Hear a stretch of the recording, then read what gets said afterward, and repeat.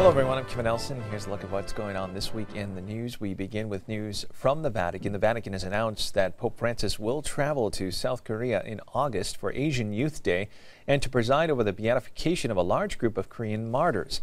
Jesuit Father Federico Lombardi, Vatican spokesman, said the Pope is scheduled to leave Rome on August 13th and stay in the country from the 14th through the 18th. According to Father Lombardi, the main point of the trip for the Pope will be participating in the youth gathering in Daejeon. The theme of Asian Youth Day is Asian Youth, Wake Up, the Glory of the Martyrs Shines on You. In February, Pope Francis signed a decree recognizing the martyrdom of Paul Yun-Chi-chung and 123 companions, clearing the way for their beatification. The martyrs were among an estimated 10,000 Catholics in Korea killed for their faith between 1785 and 1888. In other news from the Vatican, in front of tens of thousands of people gathered in St. Peter's Square, Pope Francis held the Sunday Angelus and focused his talk on the Gospel of Matthew's account of Jesus' temptation in the desert. Roman Reports has more from the Vatican. The sun and even a bit of heat welcomed the thousands of pilgrims who came to St. Peter's Square on Sunday. In his first Angelus of Lent, Pope Francis talked about temptation, specifically the moment when Jesus is tempted by the devil. He emphasized that Jesus teaches us how to overcome the devil and his ways. The first thing is always taking refuge in the Word of God. Notate bene come risponde Gesù. Lui non dialoga con Satana, come aveva fatto Eva nel paradiso terrenale. Gesù sa bene che con Satana non si può dialogare, perché è tanto astuto. The Pope then added that Lent is the best moment to begin a conversion, giving up any form of idolatry and material desires. E questo ci dà forza, ci sostiene nella lotta contro la mentalità mondana che abbassa l'uomo al livello dei bisogni primari, facendole perdere la fame di ciò che è vero, buono e bello, la fame di Dio e del suo amore.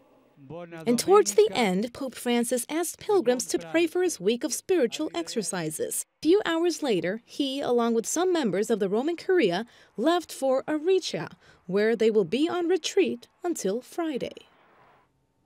Looking now at news out of Lebanon, at least 12 Greek Orthodox nuns have been freed after being held captive since December. The nuns were abducted from Syria's ancient town of Malula, where Aramaic is still spoken. Islamist rebels claimed responsibility for the abduction of the nuns. 2 Orthodox bishops and 3 priests, including an Armenian Catholic and Italian Jesuit, also have been abducted in Syria and remain missing. The nuns were released March 9th and arrived back in Syria on March 10th. They are currently staying in an orphanage in Damascus. Catholic News Service spoke to Syrian Greek Orthodox Bishop Luca El-Khoury about the condition of the nuns. Thank God their health is good in general. We brought them a doctor to examine them, and everything was good. As for those who are taking medicines, they are still taking them. Because the man in whose house they were staying in brought them everything. Their medicines and everything useful for them.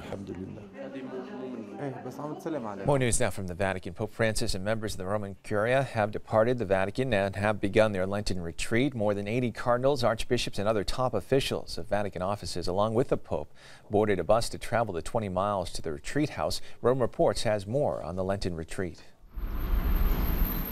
Pope Francis is now taking part in his Lenten retreat. He arrived to Aricia on Sunday along with 82 members of the Roman Curia. He was the first one to get out of the bus and was greeted by Archbishop Angelo Becciu, who holds the number 3 post at the Vatican. By his side stood the Roman parish priest who is leading the spiritual exercises, Angelo De Donatis, and also the superior of the Society of St. Paul, Silvio Sassi. Benvenuto, Santo Padre, benvenuto. Questa è su casa. Sì, signor. The retreat started off with a meditation on the purification of the heart. Lo chiediamo, lo supplichiamo, chiediamo al Signore di riempire il nostro cuore.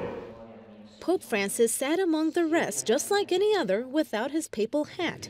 He traveled without personal assistance and won't have any audiences or meetings until Friday, March 15th. Every day he will celebrate Mass at 7:30 a.m. and will attend 2 daily meditations, a Eucharistic prayer, and Vespers. Lunch breaks are at 8:30, 12:30, and 7:30 p.m., and all cardinals and bishops paid their own expenses. The residence where they're staying is called Divine Maestro, and it's run by the religious of the Pauline family. It's located in Aricia, which is 18 miles southeast of the Vatican and only about 15 minutes away from Castel Gandolfo. And finally in the news, a group of religious, civic, and business leaders from Philadelphia are traveling to Rome to plan for the World Meeting of Families in Philadelphia next year. Philadelphia Archbishop Charles Chaput, Pennsylvania Governor Tom Corbett, and Philadelphia Mayor Michael Nutter will lead a delegation March 24th through the 26th to meet with Vatican officials to plan the international event. The group is expected to have an audience with the Pope, and they are hoping that they can convince him to make his first pastoral visit in North America to Philadelphia for the conclusion of the 8th World Meeting of Families. Pope Francis has not confirmed he will attend the last day of the meeting, which past popes have done. Well, that is all the information we have for you at this time. I'm Kevin Nelson. Don't forget you can keep up to date on Catholic news throughout the week with Catholic Newsbreak right here on the Catholic TV Network.